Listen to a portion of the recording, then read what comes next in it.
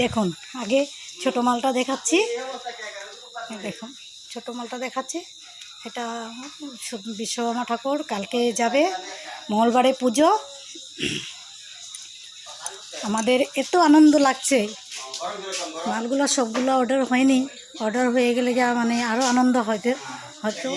এখন দেখেন বড়, এটা বড় মাল দেখুন আর কি কেমন লাগছে, এটা কেমন লাগছে।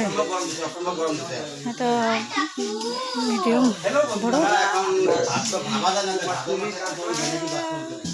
এটা আমাদের গুগামুখে, এটা আমরা গুগামুখ দেবদার পথে কারখানাটা। আপনাদের যদি পছন্দ হয়ে থাকে তাহলে আপনারা এই কারখানাতে আসবেন।